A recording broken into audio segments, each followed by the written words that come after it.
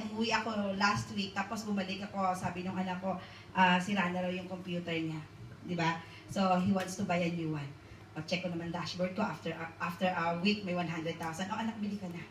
After a week, pwede mo siya bilang. Hindi, ay anak, wala sa budget pa yan eh. Sadali, ano kayang credit card gagamitin natin? Or gamitin natin Argos card. Hindi ako isang gano'n na yung mga zero interest. So, hindi na ngayon. Ibang-iba talaga.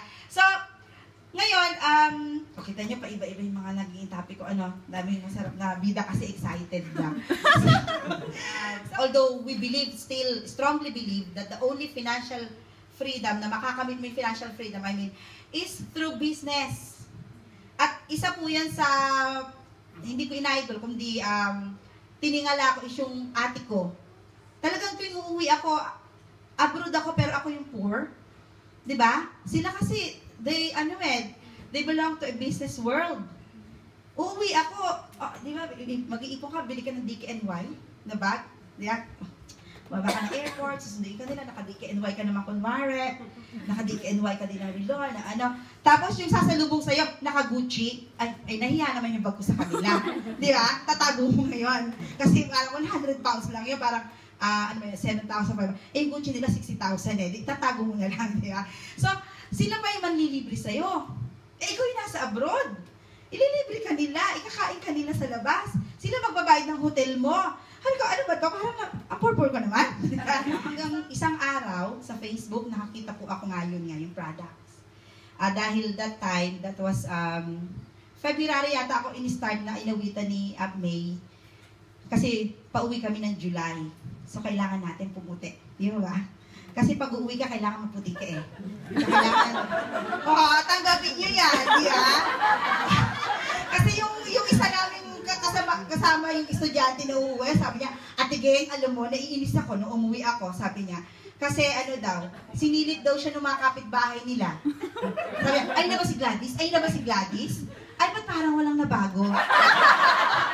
Di ba? So, tapos ganun din yung isa namin kaibigan na pastors, hindi ko na lang sabihin yung pangalan.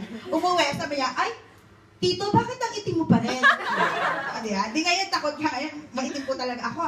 So, nakakita ako pampaputi. Wow, ito na ang sagot sa panalangin.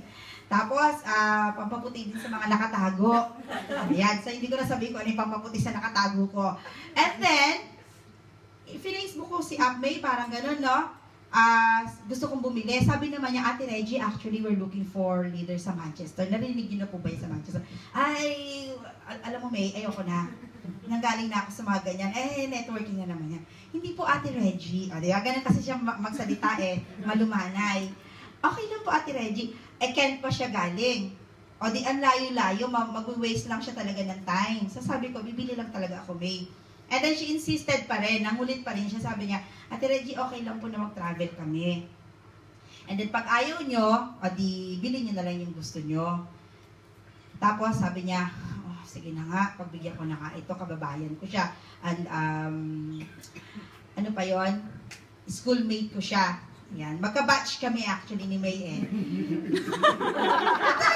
Di ba? Di ba magka-batch tayo? Hindi yung kapatid ko yata pala ka-batch niya. Sabi doon, ang nangyari, sige na nga, papuntahin ko na nga itong makulit na to. Sabi niya, and Ate Reggie, mag-invite ka pa. Mag-invite ka na kasi maganda nga daw yung business, ganyan-ganyan. Sige, mag-invite ako. So, dumating siya, hindi ako nag-invite. Ayan. Kasi wala naman talaga akong balak jumoin. Tapos, nataon naman, may friend kami noon na makikikain ng agahan. Ayan, invite ko na to. Hindi niya alam, invite ko siya. Tapos hanggang sa dumating na si Shena at saka si May. Ayan, in-explain na nila ulit, pinresent nila yung business. So, ako naman, nung una, parang bata lang na, okay, sige. Parang gusto ko lang matapos na niya yung RBP. Diba? So, ito po yung mga product, no? Diba? Talagang with full of energy si Shena, no? Talagang tuwa ako sa kanyang, ito po ang glutathione. Glutathione? Sabi ko, ano yan? Lason yan, diba? Sabi ko, hindi maganda yan, fertilizer yan. Sabi naman niya, malatayon yun. Oo, malatayon pala yun, hindi pala glutathione. So, tapos, syempre yung husband ko is nurse din. Sabi niya, naku mahal, i-research muna natin sa Google lahat mga yan na binibenta, parang hindi natin pwede ibenta yan, di ba? Kakatakot ibenta yung mga yan. Eh ayan, unti-unti na, Google na, hindi na mismo sa Royal website tinignan. So, nandun na yung, magaganda pala yung products, gano'n. So, nung pinipresent na ni Afshena lahat, yan, ang ganda-ganda ng ngiti ni Afshena, di ba? Gusto ko yung ngiti niya. Ganyan. Tapos, yung energy niya, tapos ang galing-galing niya talagang pinipresent, memorize niya, sa bawat product, lahat, walang tinitignan, di ba? Ito po, spirulina. Ito naman, tapos, sasabihin niya, blah, blah, blah, blah. Ganyan naman ako sa isip ko, blah, blah, blah, blah, ganyan lang yung nasa isip ko. Tapos, ngayon po, sasabihin ko naman sa inyo ang business side, ganyan, gano'n. So, pinresent niya na gano'n yung business side, ganyan na siya, 2424 na ganyan. Ay, hindi ko na napakinggan yung paliwanag niya iba doon. Kasi, nagpo-prospecting na pala ako, hindi ko alam yun na yung ginagawa ko. Babalikan ko yung mga taong yan, yung mga suki ko na sa tindahan, ganyan. Tapos, kaya nung end of the, naalala mo yun? End of the presentation, join ako, sabi ko kaagad, di ba? So wala nang isip-isip. Yung kaibigan ko, siyempre isip muna sila kasi mga kasama ko siya na nabibiktima lagi sa mga network. So ako naman, at saka for the first time po, nagmula na sa bibig ng asawa ko, join ka dyan. Tutulungan kita. O, di ba? Tayo naman to yung darling ko,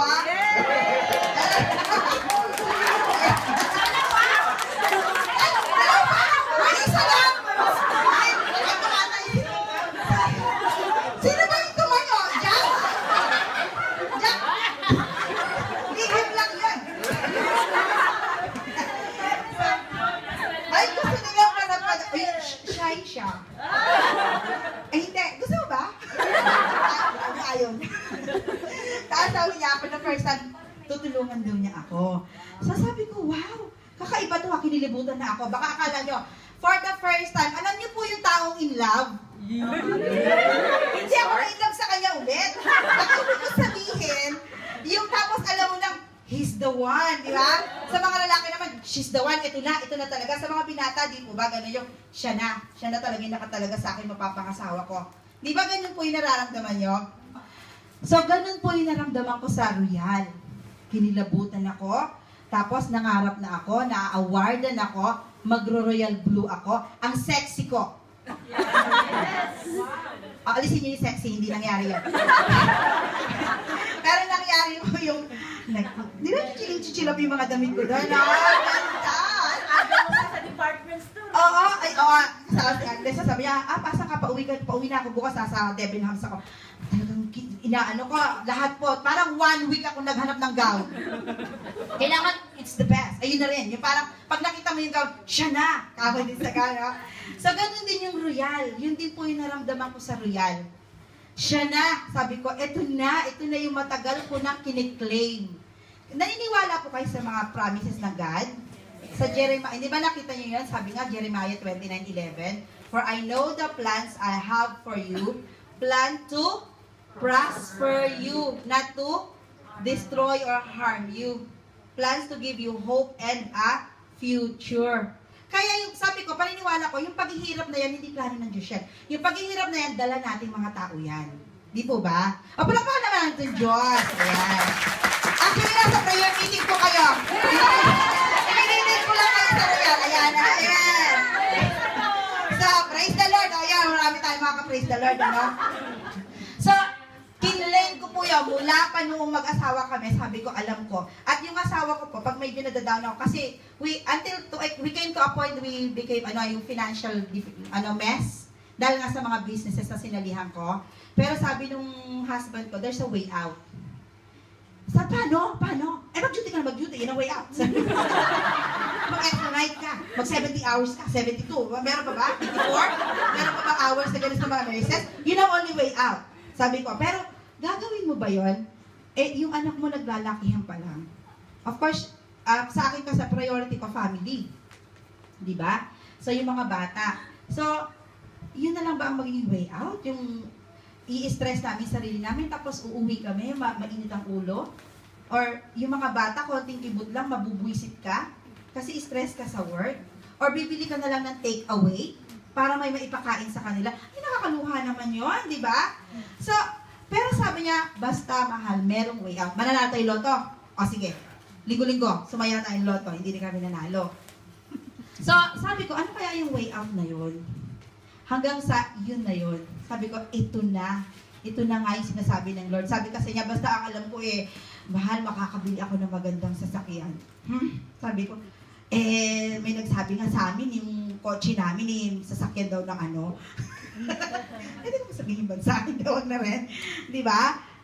Sabi niya, mapapalitan yan. Alam ko, makakabili tayo. Sabi ko, paano na naman? Sabi ko, gano'n, okay na yan, Vauxhall na yan. Diba?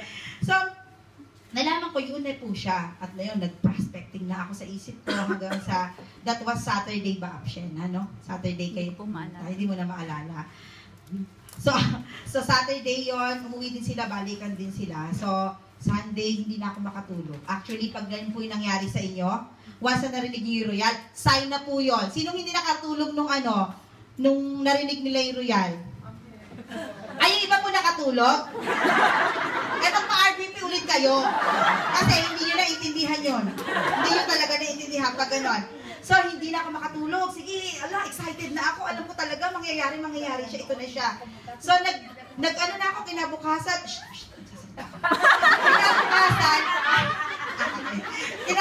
ano po, nagtatawag na ako ng friend. Tapos buti na lang, may extra, maganda po yun, yung ginagawa ni Apshena, may bag siyang dala kaagad. May spare one, no? Kasi diretso na ako nabinigyan niya na. So excited na ako. Noong una, medyo nahiya ako, dala ko sa church. Baga ko royal. Tapos tinago ko sa sulok. Niya ako Di ba? Ano kayo introduce doc? Ano sa dali? Tapos hanggang sa may naka-spot, ay! Sino ang royal? Ay, ako. Ako, gusto mo? Ay, punta kita sa bahay mo. Alam mo yung start na yon. Tapos nagulat na lang ako, para sila mga timang. Mga adik, sa gluta, sa salt, sa pampaganda, totoo po yun. Kaya ngayon, nag-invite na ako, tapos sinasamahan ko na pag gusto nilang bumili, actually may business side yan. O, pakinggan mo na, saglit lang naman O, di pag ayan, hindi, sige na, mag-aaway tayo, pag hindi na pakinggan. So, papayag siya. Ngayon, nakadami ako may invite na ako noon, tapos, excited ako, Apshena, meron akong RBT, ganyan. Ay, ako, maganda po yan. Natin, wow, grabe! Ganyan si Apshena. Tapos, Wednesday yan, pinag-aralan ko na yung mga sinabi niya, kinopya ko, ganyan. Tapos, Thursday yata, nung tumawag ako, Apshena, hindi ko pala kaya mag-RBT. Kasi hindi ko pala pinakinggan yung business side. Dahil nangarap na lang ako. Tapos, alam mo, dun talaga ako natuwa. Isang nakatama sa akin yon, yung biglang, sige po, may papadala ako. Hindi siya pwede, pero may papadala siya. So, hindi ba? Saan mo matatagpuan sa ibang networking company yung ganun?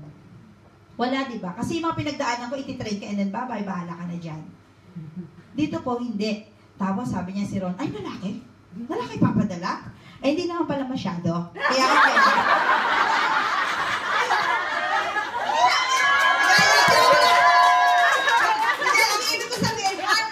siya.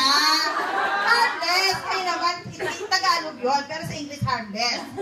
Ngayon, magaan na yung loob mo sa kanya kaagad. Ganon. Tapos, dumating siya, halos gabi na rin, no? Talaga nakita ko kung paano talaga yung support. Ito na talaga. Ito na siya. Kaya, mula po noon, ayan, start na, no? Puro hanggang sa nung nasabi ko, busy natin mga upline, kailangan na po natin matuto. Kailangan na po natin aliin. Okay? So ngayon, ayan, welcome po natin sila. Welcome! Ayan. I think that's from Norwich ba tawag doon? Ayan, welcome po natin. Ayan, Kuya Leo, hello! Ang agila ng Norwich. Ayan. So, asan na tayo? Norwich. Si Ron. Ay, kay Ron, kay Apron. Isa po yan talaga sa team ko na nagpabilis na kumalat at lumaki yung team ko dahil sa mga uplines ko na yan. Tapos, ayan na si Apmay. Apmay, pa-training naman. Ay na si May Dumalyang, si May Hanoras. Ay na sila. Unti-unti ng lahat full support na. So, yun yung start ko. Yun ang simula. So,